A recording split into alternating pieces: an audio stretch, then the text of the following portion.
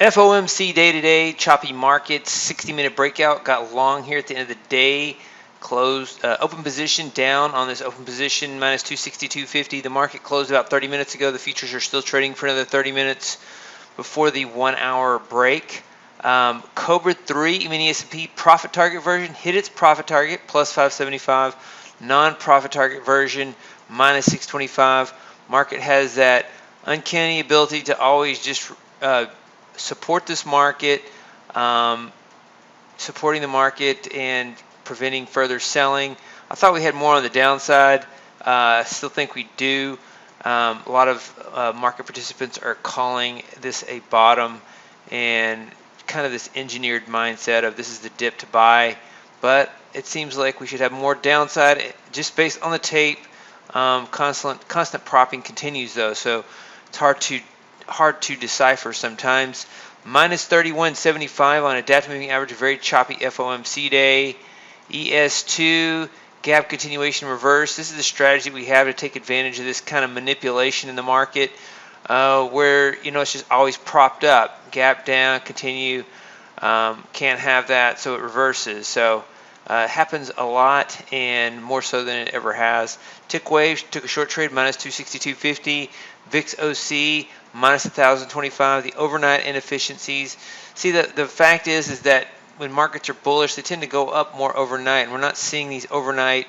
We're not seeing strength overnight. Doesn't mean it couldn't be a bull market, but the fundamentals, way the markets move, would have changed if this is not true. So we're not seeing these the strong European market. So mini NASDAQ tick pullback did well, plus 830. This is a nice trade right here into the close, and you can see this one has a tendency to capture some big trades. Plus 830 today on tick pullback, one of the best trades. Tick count trend minus 675.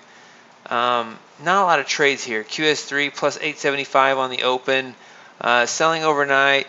The cryptocurrency sold off, and a lot of times asset classes are correlated. Margin calls in one asset class can lead to selling in other asset classes, and but the NASDAQ made it all the way back to break even. So all strategy access in Q2 VSD, long, short. You can see it here. Got long, got short. Nice trend down, and then the day session opened in the U.S., and then the propping came in, buy it up, and so hard to make any money on the downside here. 60-minute breakout in Q, plus 1475 profit target. 60-minute breakout in QA, minus 525. Needed a fairly large stop loss here. This one has a smaller stop loss, but a bigger stop loss would have worked.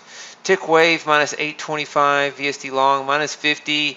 EVP1, just couldn't get any follow through. The markets are obviously determined to move higher on the day and get back to the previous day's close. Not going to let the cryptocurrency sell-off affect them, but still not a lot of follow through. So EVP1 minus 1350. Viper in Q 2008 version minus 1875. Minus 625 on the 2021 version. Exhaust in reverse minus 2100, trying to capture this dip. Overnight didn't do it. The dip happened only during the U.S. session, and so tough day on exhaust and reverse. Crude oil, Cobra crude conservative minus 225 on the long. Cobra crude aggressive minus 205 on the short. So just a choppy crude oil V bottom there as well. Natural gas, we didn't have any trades today in natural gas after yesterday's losses. RBOB, no trades. Euro, nice short in the euro, plus 362.50. Gold had some series of winners and losers. SR counter trend 2 V2 and 15M. It didn't trade. These all traded yesterday. They didn't trade today. SR counter trend 2 gold plus 475. SR counter trend 4 gold plus 475. Gold flash minus 825. SR counter trend 3B in gold plus 475. SR counter trend 3A minus 825. Cobra gold minus 625. EVP2 gold plus 255. And so a string of trades in gold and silver. We had 2 trades in silver SR counter trend 2, minus 825. SR counter trend 4, minus 825. A lot of volatility in silver. Need a little bit better entry on the day like today, or much bigger stop losses. All strategy access. Soybeans, no trades on the day. Soybeans has approached that, is gone from up here at the it's way I'm trying to figure out the high overnight. So it was up here in the 16, almost $17 per bushel level up here at 1667. It's pulled back to 1524 at the lows today. 1522. Good pullback.